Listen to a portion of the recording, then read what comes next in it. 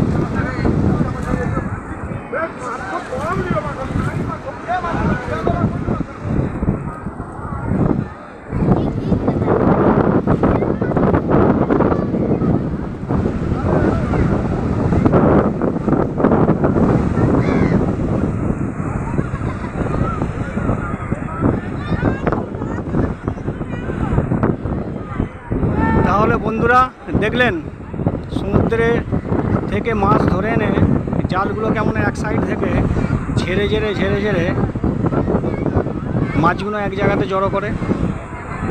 এই দেখুন, এখানে জালটা এখনও পড়ে আছে। দেখুন, ওরা এই জালের এক প্রান্ত থেকে ওরম করে ঝেড়ে ঝেড়ে নিয়ে এসে এক জায়গায় মাছটা জড়ো করে।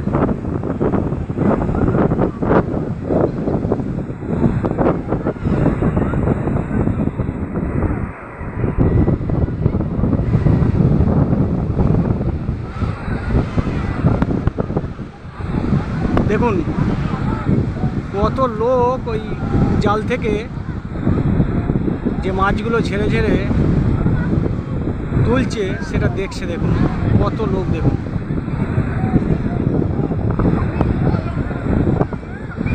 আবার দেখুন মাছগুলোকে জাল থেকে ছেড়ে আবার একটা ছোট্ট জালেতে নিয়ে মাছগুলো নিয়ে সমুদ্রের জলেতে কেমন ধুতে গেছে। দেখুন দূরে দেখুন, লক্ষ্য করুন জালেতে যে মাছগুলো আছে সেগুলো নাড়ি বালিগুলো কেমন ধুচ্ছে। দেখুন, দেখতে পাচ্ছেন? ঠিক আছে, আপনারা আমি একটু জুম করে দেখানোর চেষ্টা করছি। দেখুন, তাই দেখুন, কারণ মাছেতে তো অনেক রকমের বালি লেগে আছে, সেই জন্য সেই বালি থেকে বালিগুলোকে মাছ থেকে আলাদা করে দিচ্ছে। দেখুন ধুয়ে এই দেখুন কি আসছে।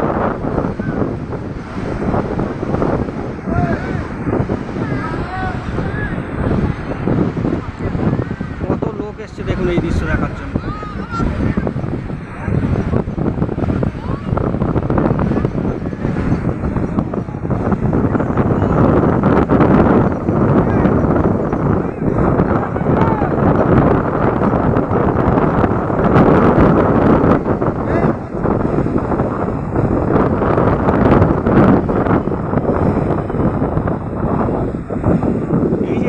আমি সামনে দেখতে পাচ্ছি সম্ভবত এরা তারকেশ্বরের বৈকুণ্ঠপুর গ্রাম থেকে এসছে। আচ্ছা, আমি ওর সঙ্গে একটু কথা বলে দেখে নিই। ভাই, আপনার বাড়ি কোথায়? আপনি কোথা থেকে আসছেন? হরিপাল। ও, আমি তো চিন্তা করছিলাম ওই তারকেশ্বরে হরিপাল কি তারকেশ্বরের পাশাপাশি? আচ্ছা।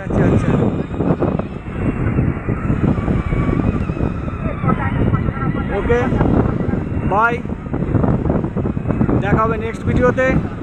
লাইক এবং সাবস্ক্রাইবার অবশ্যই করবেন।